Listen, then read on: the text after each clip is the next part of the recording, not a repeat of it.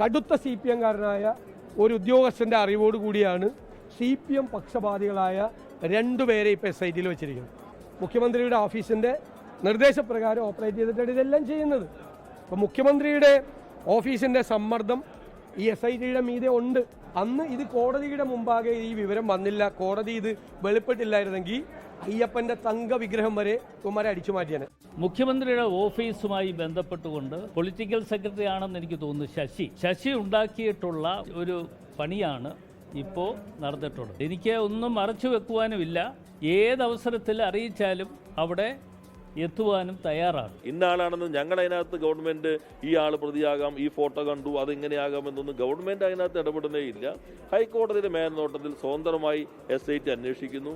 SIT അന്വേഷിക്കുമ്പോൾ സ്വാഭാവികമായിട്ടും ഈ പ്രധാനിയായ കാലഘട്ടത്തിൽ തന്നെ എന്തൊക്കെ അവിടെ നടന്നിട്ടുണ്ട്, എന്തൊക്കെ അവിടെ നിന്ന് പോയിട്ടുണ്ടാകാൻ ഇടയുണ്ടോ, അതെല്ലാം സ്വാഭാവികമായിട്ട് പരിശോധിക്കുമല്ലോ. ആ പരിഭ്രാന്തിയാണോ മലക്കമറിച്ചലിന് കാരണമെന്ന് ഇപ്പോൾ ഞാൻ പറയുന്നില്ല, സംശയിക്കാം. ഏതായാലും അടൂർ പ്രകാശിന്റെ ആരോപണം ഗൗരവമുള്ളതാണ്. ആ വിഷയത്തിൽ മുഖ്യമന്ത്രിയുടെ ഓഫീസിന്റെ ഒരു പ്രതികരണവും ഇപ്പോൾ വരുന്നുണ്ട്. മുഖ്യമന്ത്രിയുടെ ഓഫീസ് അറിയിക്കുന്നത് ഇങ്ങനെയാണ്: തന്നെ ചോദ്യം ചെയ്യാൻ ശബരിമല കേസ് അന്വേഷിക്കുന്ന SIT വിളിപ്പിക്കുമെന്ന വാർത്തയ്ക്ക് പിന്നിൽ മുഖ്യമന്ത്രിയുടെ ഓഫീസും മുഖ്യമന്ത്രിയുടെ പൊളിറ്റിക്കൽ സെക്രട്ടറി ഉണ്ടാക്കിയ കഥയുമാണെന്ന അടൂർ പ്രകാശിന്റെ പ്രസ്താവന വസ്തുതാ വിരുദ്ധമാണ് എന്നാണ് മുഖ്യമന്ത്രിയുടെ ഓഫീസ് അറിയിക്കുന്നത്. കേസ് അന്വേഷിക്കാൻ പ്രത്യേക അന്വേഷണ സംഘത്തെ നിയോഗിച്ചത് ഹൈക്കോടതിയാണ്.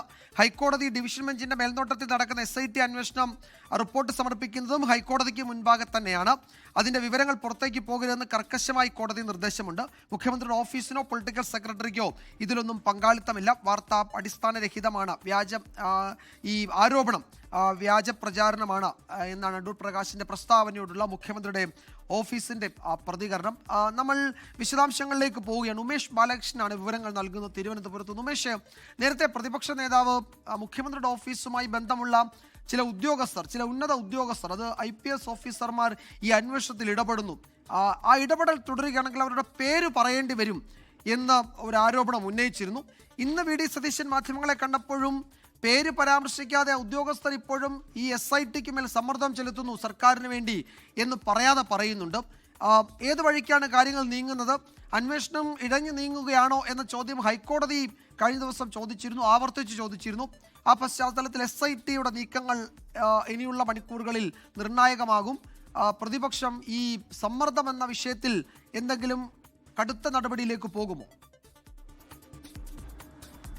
എന്തായാലും നിലവിൽ പ്രതിപക്ഷ നിരയിൽ നിന്ന് UDF കൺവീനർ അടൂർ പ്രകാശിനെ തന്നെ ചോദ്യം ചെയ്യുന്ന നടപടിക്രമങ്ങളിലേക്ക് കടക്കാൻ ഒരുങ്ങുമ്പോഴാണ് രൂക്ഷമായ ആരോപണവുമായി പ്രതിപക്ഷം രംഗത്തെത്തിയിരിക്കുന്നത്.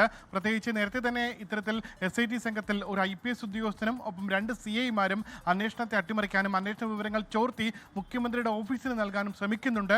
CPMന്റെ ഫ്രാക്ഷനിൽ പെടുന്ന 2 CIമാരെ എന്തിനാണ് ഈ അന്വേഷണ സംഘത്തിന്റെ ഭാഗമാക്കാൻ ശ്രമിക്കുന്നത് എന്നീ ചോദ്യങ്ങൾ നിരന്തരമായി പ്രതിപക്ഷ നേതാവ് ചോദിക്കുന്നുണ്ടായിരുന്നു. പക്ഷേ ഈ പേര് വിവരങ്ങൾ പുറത്തുവിടാൻ ഇപ്പോഴും പ്രതിപക്ഷ നേതാവ് തയ്യാറായില്ല. അതിനുശേഷമാണ് ഈ സോണിയാഗാന്ധിക്കൊപ്പം പ്രതി ഉണ്ണികൃഷ്ണൻ പോറ്റി നിൽക്കുന്ന ഫോട്ടോ പുറത്തു വരുന്നത്. അതോടുകൂടിയാണ് ഇതുമായി ബന്ധപ്പെട്ട് ഉണ്ണികൃഷ്ണൻ പോറ്റിയും അടൂർ പ്രകാശും തമ്മിലുള്ള ബന്ധം എന്താണെന്ന് അറിയാൻ ഉണ്ണികൃഷ്ണൻ പോറ്റിയുമായി അടുത്ത ബന്ധമുള്ള എല്ലാവരെയും ചോദ്യം ചെയ്യാനുള്ള ഒരുക്കത്തിലേക്ക് SIT കടന്നത്. സ്വാഭാവികമായി അതിലാണ് ഇപ്പോൾ UDF കൺവീനർ അടക്കമുള്ളവരുടെ പ്രതികരണം പുറത്തു വന്നത്. ഇത്തരത്തിൽ മുഖ്യമന്ത്രിയുടെ ഓഫീസിലെ പൊളിറ്റിക്കൽ സെക്രട്ടറി ശശി ഉണ്ടാക്കിയ കഥയാണത്. എന്തായാലും തന്നെ ചോദ്യം ചെയ്യാൻ വിളിപ്പിച്ചാൽ അത് മാധ്യമപ്രവർത്തകരെ കൂടി അറിയിച്ചിട്ട് മാത്രമേ ചോദ്യം ചെയ്യലിന് ഹാജരാകാൻ പോവുകയുള്ളൂ. താൻ എന്താണ് പറയാൻ പോകുന്നതെന്നും മാധ്യമപ്രവർത്തകരെ അറിയിക്കുമെന്നും അടൂർ പ്രകാശ് പറയുന്നുണ്ട്. പക്ഷേ എന്തായാലും CPM നേതൃത്വവും മന്ത്രിമാരും അടക്കമുള്ളവരും ഈ ഒരു അടൂർ പ്രകാശിനെ ചോദ്യം ചെയ്യാൻ ഒരുങ്ങുന്നു എന്നുള്ള വാർത്ത പുറത്തു വന്നതിനെ തുടർന്നുണ്ടായ പരിഭ്രമമാണ് ഇത്തരത്തിൽ മുഖ്യമന്ത്രിയുടെ ഓഫീസിനെതിരെ ഇത്തരത്തിൽ ആരോപണങ്ങൾ ഉന്നയിക്കുന്നതിന് പിന്നിൽ എന്നുള്ള പ്രതികരണമാണ് നടത്തുന്നത്. അത് CPM സംസ്ഥാന സെക്രട്ടറി MV ഗോവിന്ദനും ഇതേ പ്രതികരണം നടത്തി. ഇപ്പോഴാണ്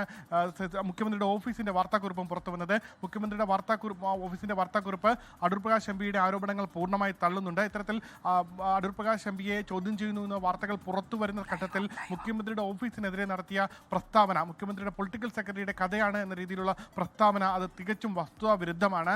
ഇത്തരത്തിൽ മുഖ്യമന്ത്രിയുടെ ഓഫീസോ മുഖ്യമന്ത്രിയോ ഇതുമായി ബന്ധപ്പെട്ട് ഒരു അന്വേഷണവുമായി ബന്ധപ്പെട്ട ഒരു ഇടപെടലും നടത്തുന്നില്ല. പൂർണ്ണമായി ഹൈക്കോടതി നിയന്ത്രണത്തിൽ തന്നെയാണ് അന്വേഷണം നടക്കുന്നത്. റിപ്പോർട്ട് സമർപ്പിക്കുന്നതും ഹൈക്കോടതിയിലാണ്. അതുകൊണ്ട് തന്നെ MPയുടെ ഇത്തരത്തിൽ ആരോപണങ്ങൾ അത് വസ്തുതാ വിരുദ്ധമാണ്, തീർത്തും വസ്തുതാ വിരുദ്ധമാണ്. എന്തായാലും ഈ വിഷയത്തിൽ ഇന്നിപ്പോൾ ഇപ്പോൾ മുഖ്യമന്ത്രിയുടെ വാർത്താ സമ്മേളനം വൈകുന്നേരം 5 മണിക്കുണ്ട്. ഈ വിഷയത്തിലുള്ള ചോദ്യങ്ങൾ മുഖ്യമന്ത്രിയോട് ഉയരും. മുഖ്യമന്ത്രിയുടെ പ്രതികരണവും വിഷയത്തിൽ നമ്മൾ പ്രതീക്ഷിക്കുന്നുണ്ട്. അല്പസമയത്തിനകം മുഖ്യമന്ത്രി മാധ്യമങ്ങളെ കാണുന്നുണ്ട്. ഉമേഷ് ബാലകൃഷ്ണനാണ് വിവരങ്ങൾ നൽകിയത് തിരുവനന്തപുരത്ത്.